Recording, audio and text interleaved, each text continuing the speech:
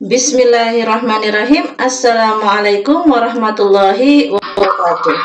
Bertemu lagi dengan Miss Roni di pembelajaran matematika kelas 9. Kali ini kita akan belajar tentang segitiga sebangun pada segitiga siku-siku dengan garis tinggi. Perhatikan gambar segitiga ABC berikut ini.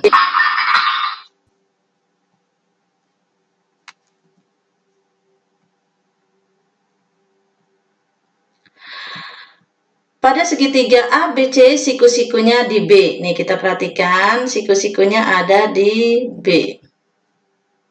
Ya, siku-sikunya ada di B. Dan garis BD, nih garis BD, nih adalah garis tinggi ke sisi miring AC. AC ini adalah sisi miring pada segitiga ABC ya. ABC, sini ya. Pada segitiga ABC tersebut terdapat segitiga siku-siku ABD dan BCD. Nah, ini ternyata ada segitiga siku-siku yang lain yaitu ABD yang ini dan BCD. Ini ya. Oke. Dengan memperhatikan besar sudut-sudut pada segitiga ABC, ABD dan BCD, maka dapat diperoleh bahwa segitiga-segitiga tersebut adalah sebangun ya. Jadi ada segitiga yaitu ABC, ABD dan BCD ini adalah sebangun dengan melihat ketiga sudut-sudutnya sama yang bersesuaian sama besar. Untuk lebih jelasnya, lihat langkah berikut ini. Yang pertama, kita akan menentukan rumus panjang garis tinggi pada segitiga siku-siku. Perhatikan gambar berikut dan perhatikan juga ilustrasinya. Coba diperhatikan baik-baik ilustrasinya. Ya. Sudah ya, diketahui segitiga ABC siku-sikunya di B dan BD garis tinggi. Pada segitiga ABC yang ditanya adalah panjang BD. Ya, pada gambar animasi di samping yang tadi tampak ya. Miss Roni tampilkan kembali segitiganya. Ya, sudah dianimasi tadi.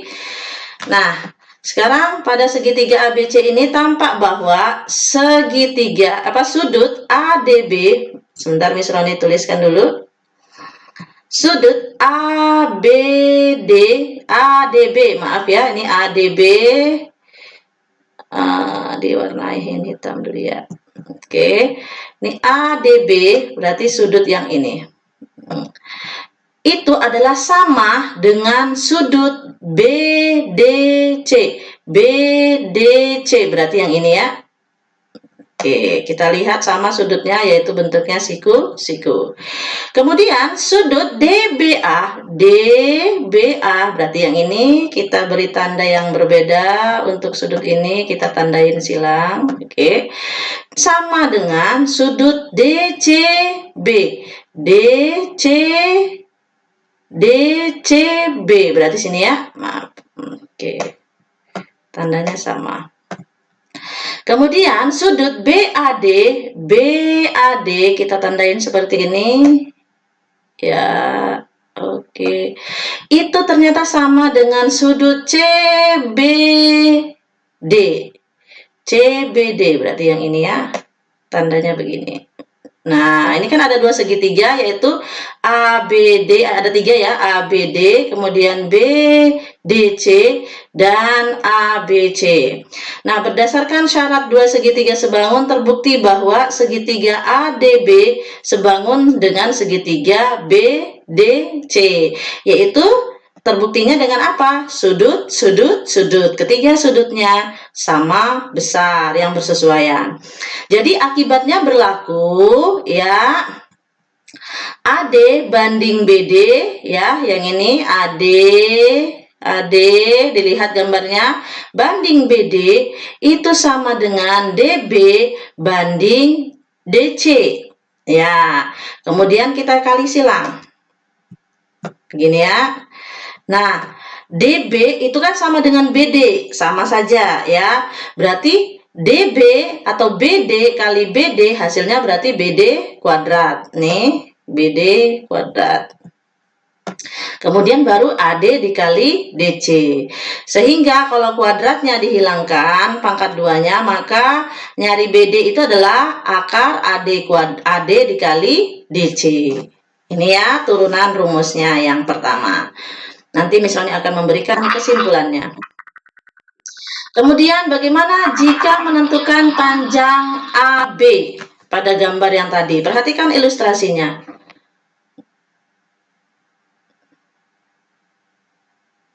Ya, oke, sudah diperhatikan berarti.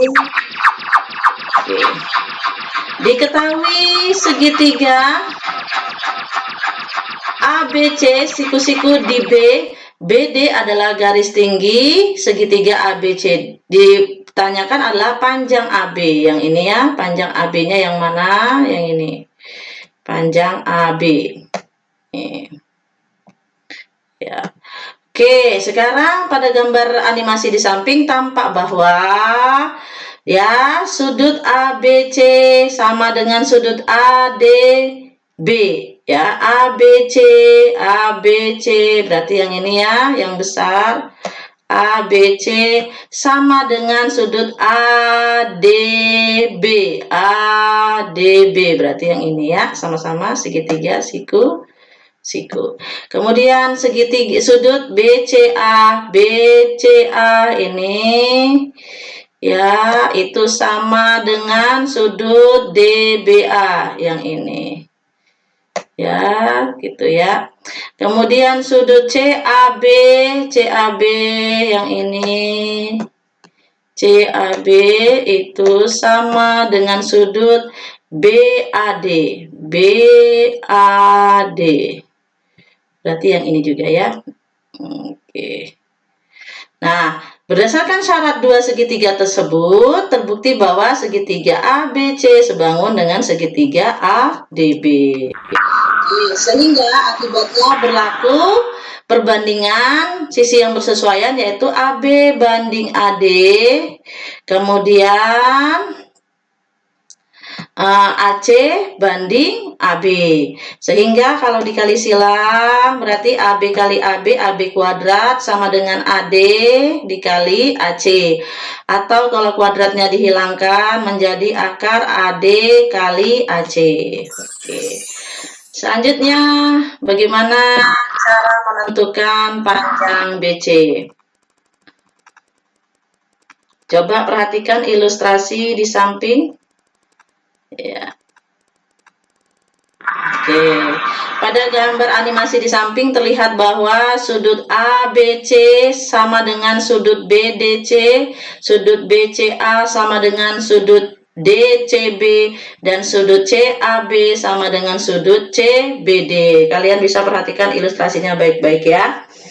Berdasarkan syarat dua segitiga sebangun, terbukti bahwa segitiga ABC sebangun dengan segitiga BDC. Akibatnya berlaku perbandingan sisi-sisi yang bersesuaian, yaitu BC banding DC sama dengan CA banding CB. Sehingga kalau dikali silang berarti CA itu ya dikali ini kan CB sama dengan BC ya. BC kuadrat nih ya, BC kali CB itu kan sama dengan BC nih ya. Nih, sama dengan BC juga. BC kuadrat sama dengan CD dikali CA atau DC, terserahlah ya, sama saja.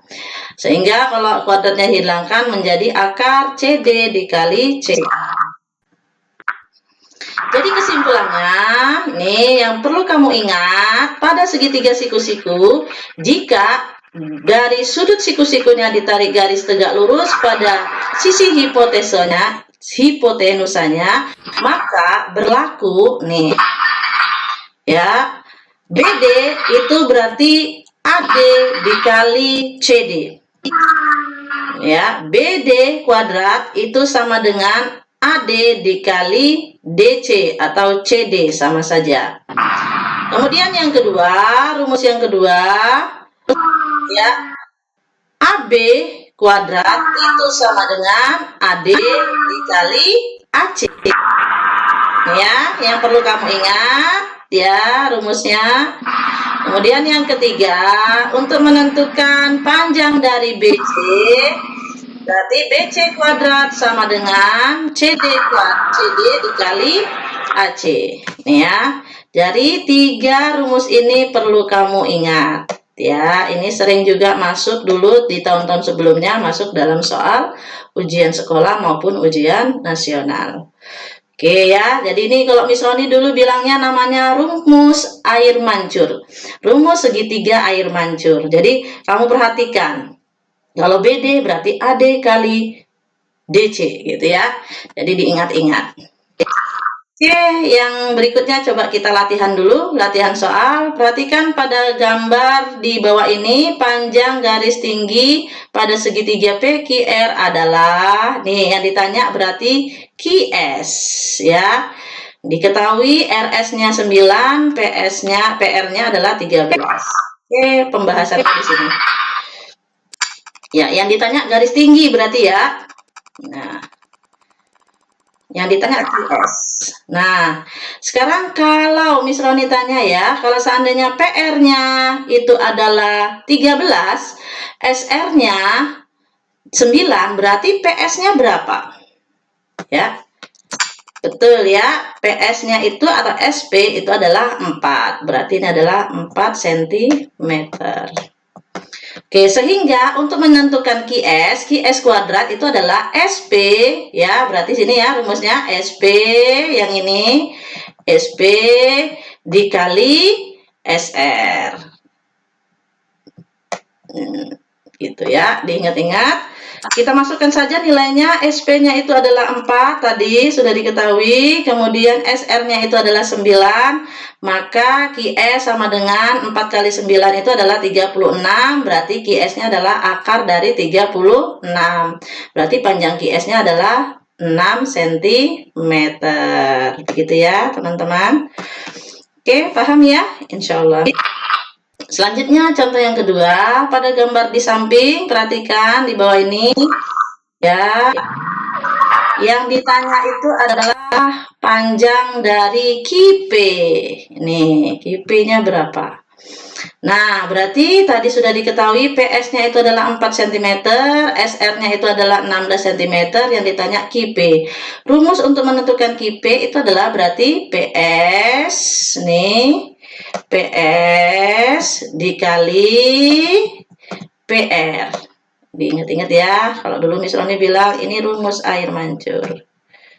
Berarti PS-nya itu adalah 4, berarti PR-nya itu adalah 4 dikali 4 ditambah 16. Ya, berarti PR itu adalah 4 ditambah 16. Berarti sehingga didapat 4 dikali 20 yaitu 80. 80 itu adalah akarnya, akar 80 adalah 4 akar 5 dari mana? Ya, akar 80 itu kan sama artinya dengan akar 16 dikali 5. Akar 16 itu berapa? 4 ya. Akar 16 itu adalah 4. Akar 5 tidak bisa diakarkan. Berarti 4 akar 5. Gitu ya teman-teman. Bagaimana? Ya. Coba biar lebih paham lagi, perhatikan contoh penerapan ya. Penerapan dari kesebangunan pada soal cerita. Nah, sekarang perhatikan coba gambar berikut ini. Ini juga ya sering muncul pada soal ujian. Pada saat yang bersamaan diketahui bayangan pohon dan tongkat seperti gambar berikut. Tentukanlah tinggi pohon tersebut. Nih, yang ditanya adalah tinggi pohon. Nah, ini tinggi pohon. Misalkan tinggi pohon kita sebut TP. Ya, TP tinggi pohon. Sedangkan ini namanya bayangan. Ya, ini namanya bayangan pohon. Kita sebut dengan BP, ya, bayangan pohon. Maaf ya. Terus yang ini tongkat, namanya tinggi tongkat. Ini tinggi tongkat TT. Kemudian ini namanya bayangan tongkat, berarti BT. Oke, nah sudah terlihat diketahui bahwasannya TP-nya itu adalah tinggi pohon, itu adalah yang ditanya, gitu ya, yang ditanya berapa. Kemudian BP, bayangan pohon, itu adalah 4,2 meter, gitu ya, 4,2 meter.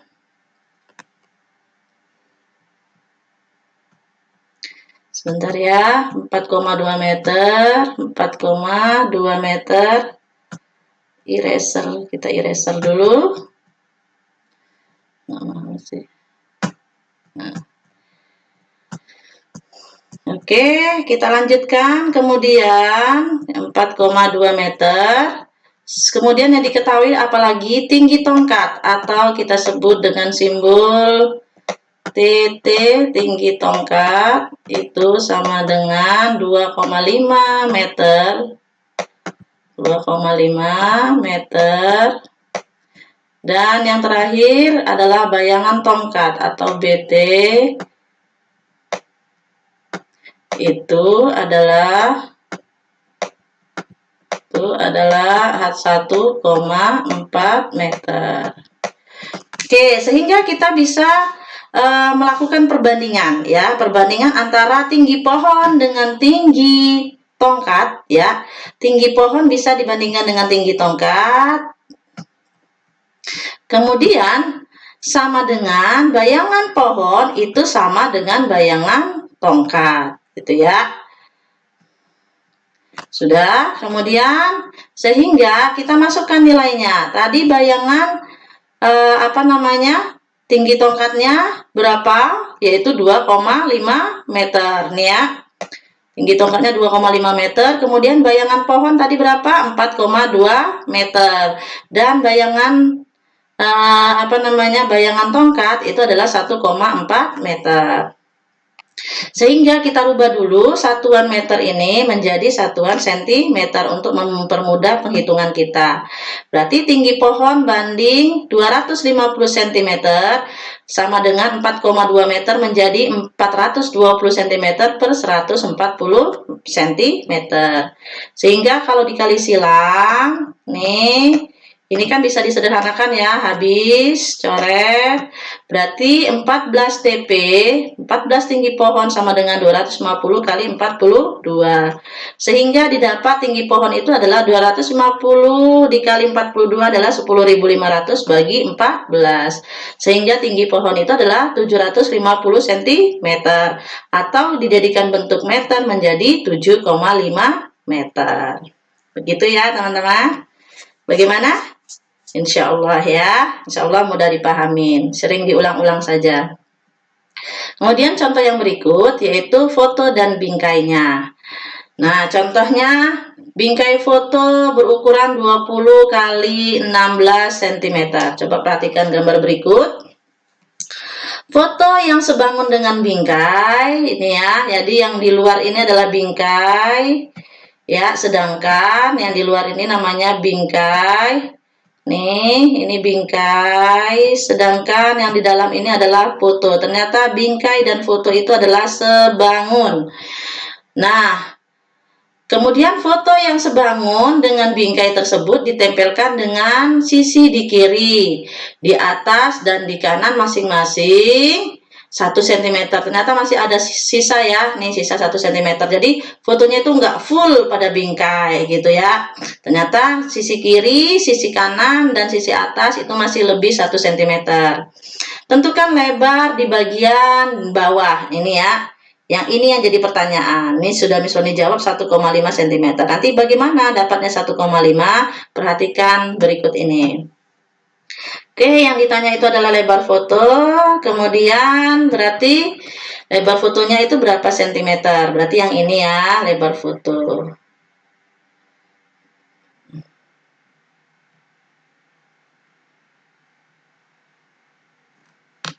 Oke, lanjut. Misalkan panjang fotonya, nah sekarang kita cari dulu lebar fotonya. Lebar fotonya berapa kira-kira? Kalau lebar bingkainya kan 16, berarti lebar foto itu yang ini kira-kira berapa?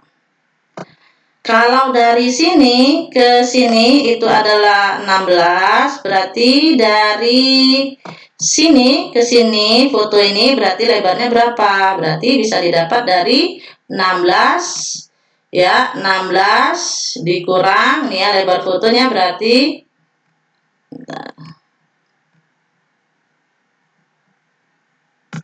Oke, berarti lebar fotonya itu adalah 16 dikurang 1 dikurang 1 gitu ya. Dari mana 1 ini? Dari 1 ini nih. Kemudian yang ini satunya. Ya, sisanya tadi ya. Berarti hasilnya adalah 14 cm. Gitu ya, teman-teman. Kemudian misalkan panjang fotonya kita sebut dengan P, inilah yang ditanya ya, panjang fotonya misalkan P, yang ditanya lebar bawah ya. Ini panjang fotonya P, karena belum diketahui ya. Berarti didapat perbandingan, yaitu kan perbandingannya adalah panjang bingkai dibandingkan panjang foto gitu ya. Panjang bingkai ya banding panjang foto PF sama dengan lebar bingkai LB banding lebar foto LF ya. Oke, sehingga didapat panjang bingkai kan 20 ya, panjang bingkainya 20 ini panjang bingkai. Kemudian panjang fotonya masih belum diketahui, kita sebut dengan P.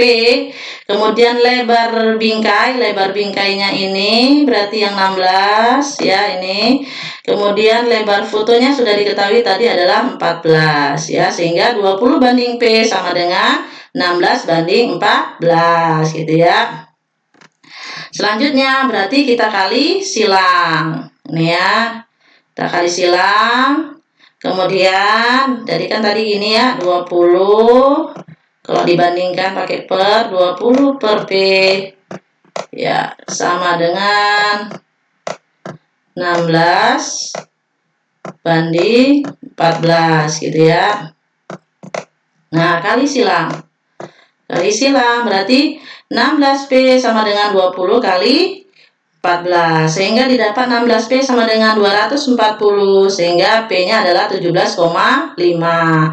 Jadi panjang fotonya ini adalah 17,5. Yang ditanyakan adalah lebar bagian bawah sisanya ya. Sisanya itu berapa? Berarti maka panjang foto dikurangi dengan panjang bingkai dikurangi dengan panjang foto ditambah sisanya yang ini ya 1 cm. Berarti 20 dikurang 17,5 tambah 1. Berarti 20 gitu kan dikurang 18,5. Oke, sehingga didapat adalah 1,5 cm ya. Oke, begitu teman-teman. Mudah-mudahan bisa dipahami ya. Apabila ada pertanyaan silakan bisa di kolom komentar atau nanti bisa ketemu di grup WhatsApp ya. Oke, cukup sekian dari Miss Rani. Terima kasih atas perhatiannya. Semoga bermanfaat. Miss Rani akhiri. Assalamualaikum warahmatullahi wabarakatuh.